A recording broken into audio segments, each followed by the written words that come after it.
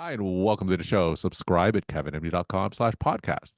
Today, we welcome Freddie Rappina. He's a wealth advisor.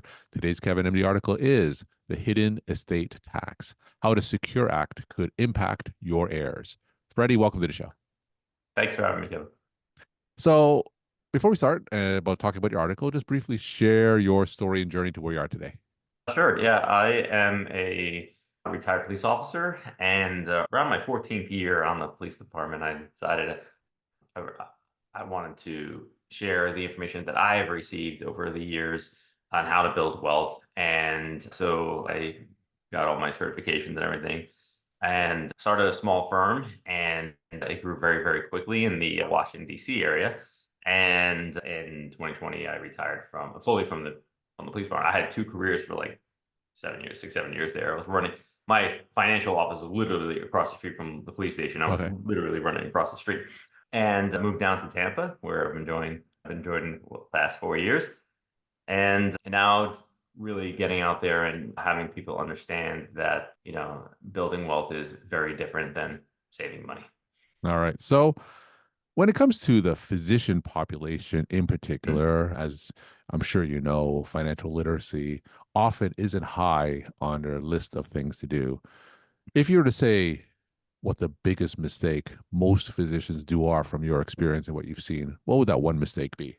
The one mistake is not building wealth early enough. Okay, so think about when you're a 22-year-old resident in some hospital. You're working ungodly hours, you're not making a whole lot, and you're thinking to yourself, man, once I get to, this level when I'm making X hundreds of thousands of dollars, I'm gonna be killing it. And this is all gonna be worth it, all these years of all this work. And then you get to Mhm. those years, maybe you're 30, 35 years old at that point, and you're like, man, I'm not feeling it. I'm making a lot of money, I'm saving a lot of money, but I don't feel like I'm wealthy.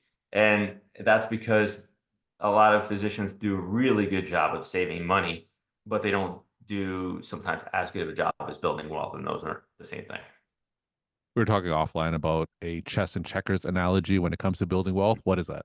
So the chess and checkers analogy that I use is so the middle class has been force-fed checkers, like almost just completely shut down that throat, waterboarded checkers, where saving these retirement accounts for 30 years, compound interest. Compound interest, in my opinion, is the most oversold concept to the middle and upper middle class. It's only making the financial institutions a ton of money. The banks, the insurance companies, the mutual fund companies, which are called investment companies, a ton of money, but people, aren't feeling it themselves, Hmm. right? Hmm.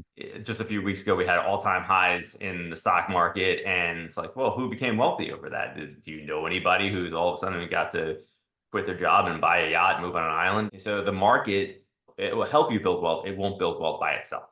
Sure. So the chess side of that is how to use leverage, how to use debt, how to build, how to buy cash flowing assets such as real estate, such as businesses that you don't actively work at, right? So you're absentee owner or semi-absentee owner, and you get to be a doctor, and you get to enjoy being a doctor more because you don't have these financial constraints that a lot of people unfortunately have, and you get to enjoy your job more and even maybe expand your practices, maybe open another office, do some things that you've been looking forward to do. So that's more of the chess mindset, and is a Sure. mindset shift from checkers to chess. All right. Let's talk about your Kevin MD article, The Hidden Estate Tax, How the Secure Act Could Impact Your Heirs. Now, tell us the events that led you to write this article in the first place, and then talk about the article itself for those who didn't get a chance to read it. Okay, so yeah, the Secure Act came about in 2019, and I got wind of it in the summer, and I was like, man, this is weird. Like this is going to be a bad bill for the middle class. And at the time, there was a Democratic Congress, and I'm like, that's not going to go through Congress. And then it went through Congress. Mhm. Then it got to a Republican Senate at the time. I'm like, oh, they'll kill that, and they didn't do it. And then the Senate passed it. And I'm like, I don't believe Trump's going to sign that. That would be awful. And then on December 23rd, during his first impeachment trial, he signed it.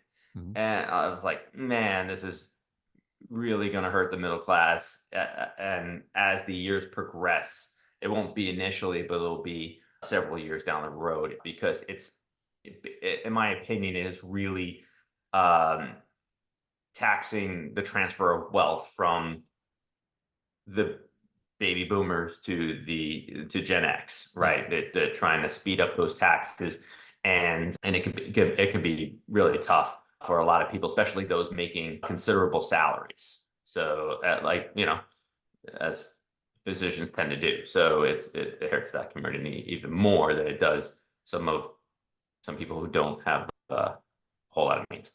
Sure. So tell us in practical terms, give us an example that can really show the effects of that act in a Sure. typical scenario. So the Secure Act raised the required minimum distribution Mhm. age, and it raised it again from Secure Act 1.0 to Secure Act 2.0. And that's the good news. The bad news is that the Secure Act has sped up the distributions for the heirs, for the non-spouse, for let's just for practical purposes, the child, right? So let's say you're making, unless you have $1 million in your Mhm. qualified account, your 401k, 403b, whatever you got, IRA, and you do a good job of not taking a whole lot of money out. And you're like, I want to leave a lot of this for the Yeah. next generation, right? And let's say you passed away with that $1 million account. Now, let's say your only child is also a physician because they followed in your footsteps, and they're 50 years old at this point, Mhm. and they're making, let's say, I don't know, $400,000 in today's dollars, right?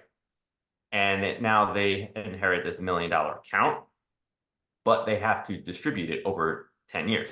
Mhm. So let's say easy math, they take out $100,000 a year for 10 years. So that's an extra $100,000 of income on their taxes. Mhm. So instead of making $400,000, they're now making $500,000 for that year.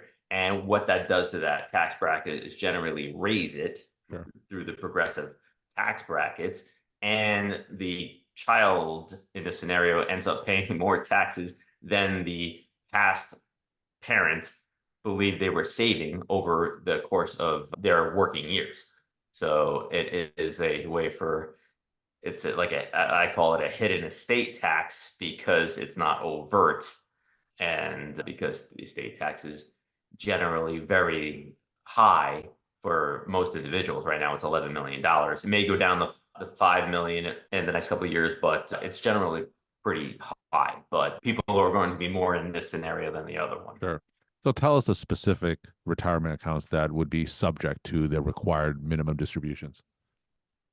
All the qualified plans. So basically, your 401ks, 403bs, 457s, which physicians won't likely be a part of unless they're in some kind of government capacity. Mhm. So money that hasn't been taxed yet. So the Roth creates a different set of circumstances, but we're going to leave that out for right now. So basically, retirement oriented pre-tax plans.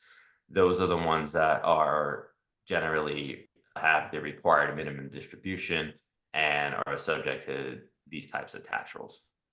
So knowing this new scenario with the Secure Act 2.0, what are some tax strategies that we can do to help mitigate some of the effects of this?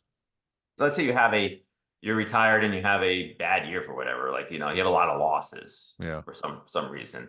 Taking distributions during that time could be beneficial because your income is less Yeah. and Hmm. you're taking that income out of the retirement account to offset. That could be good. If you're an accredited investor, which means that you have $1 million or more of net worth, not Hmm. including your primary residence, and you make a good salary, you can invest in oil and gas investments. This is something not a lot of people know. It's a very advanced tax strategy where, let's say in that hypothetical, you have $1 million in that account and you take out $200,000 of it and you invest it in a qualified oil and gas investment, and you get to deduct $200,000 of income in that first year.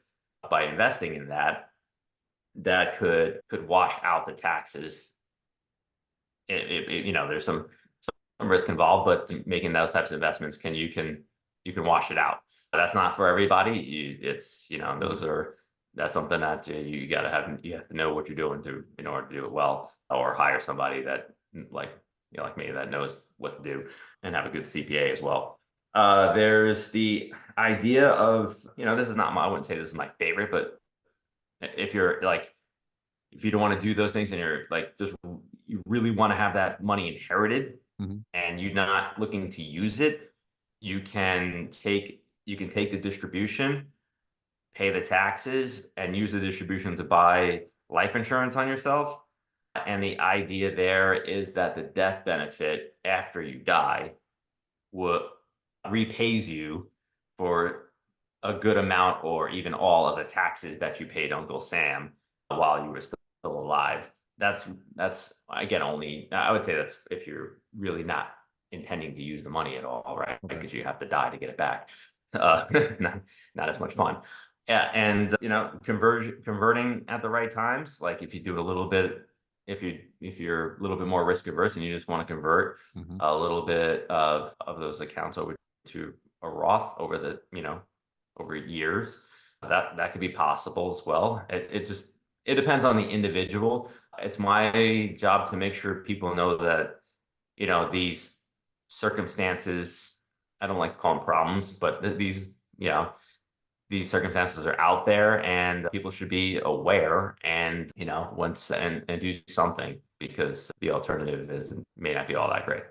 And to be clear, with the Roth IRAs, the reason that you would convert is because they are not subject to required minimum distributions. What's the reason for that? You already pay the tax on it, so the requirement distributions are very different. And also you get to convert a little bit at a time, so you're not like having this big dump on your income all at once. So you're taking in dribs and drabs over years. So that one, is for somebody who maybe not doesn't want to get into all the other stuff that may have a bigger tax advantage, and is kind of like, throwing the hands up to Uncle Sam a little bit, but at least it's not as drastic if they're going to die with a lot of money. Or you can just spend it all too. That's I guess another strategy. But we work with a lot of people who want to create generational wealth, right? Sure. So generally, legacy for our clients is very important. That doesn't mean it has to be important to everyone, but people generally don't like to see any more dollars of their money going to Uncle Sam than they have to. So it sounds like a lot of these strategies are relatively nuanced. The typical clinician may not be aware or unable to do some of these strategies and would hire a professional like yourself. Tell us the type of questions they should ask their financial advisor if they want to avoid some of the ramifications of the Secure Act. What specific things should they ask them to make sure they're guided in the right path? Okay, there's the questions that if I was on the side table, I would ask. Number one is, are you a fiduciary? A fiduciary financial advisor has to work in the best interest of the client, not themselves, not the firm. They have to work in the best interest of the client. Not all people that claim they're financial advisors are fiduciaries. So that is the first. If they say no, or they sidestep the question in some form or fashion, just get up and walk out of the office, or hang up the Zoom call. The second question I would ask the financial advisor is, are you wealthy? If I walked into a gym and there's a personal trainer there that's like completely out of shape, big slob, I don't think I would want to take my personal training advice from that person. So and that person doesn't have to be Mr. Olympia to be a good personal trainer, but you just don't want someone to be, completely out of shape. So maybe not getting into specifics with the advisor, but are you an accredited investor yourself? Are you how many properties do you own? Because if they say just like one or none, like that's not going to be a good chess advisor. If you're going to play checkers, that could be fine. There's a lot of good checkers advisors out there if that's the game you want to play. But if you want to switch over to chess, then having somebody who plays chess as well is going to be a better partner in that relationship, in my opinion. We're talking to Freddie Rappina. He's a wealth advisor. Today's KevinMD article is The Hidden Estate Tax, How the Secure Act Could Impact Your Heirs. Freddie, I understand you have a book. Talk a little bit about that, and then we'll end off with some take-home messages to the clinician audience. Sure. Yeah, so I wrote a book recently called Playing the Wealth Game. It looks like this, and it goes over a lot of the checkers and chess mentalities and strategies. It's a very different personal finance book. It's a self-discovery book. By the end of the book, my goal is for people to know whether they are a checkers player or a chess player, and if they want to switch, but they shouldn't be screaming at the moon anymore. Why do the rich just keep getting richer? Those questions should be answered for people in the book. And finally, there's some take homes regarding the Secure Act specifically and how physicians can benefit from hearing some advice about it. Yeah, know what's out there. Know whether or not it's important to you or not. I think that's the biggest thing. Don't just throw your hands up and surrender. You can take steps to make sure that the money that you have worked for a lot of years, helping a lot of people, does stay in the family in some form or fashion. Tax avoidance is good and legal. Tax evasion is bad and illegal. Don't do that. But the tax code is there to help you retain your wealth, not to pay a lot in taxes. So that mentality shift, and build a good team. Build a team, a wealth advisor, a good tax professional. If you're going to start investing in businesses and real estate, good lenders, good people who generally, they do it every day. Freddie, thank you so much for sharing your perspective and insight. And thanks again for coming on the show.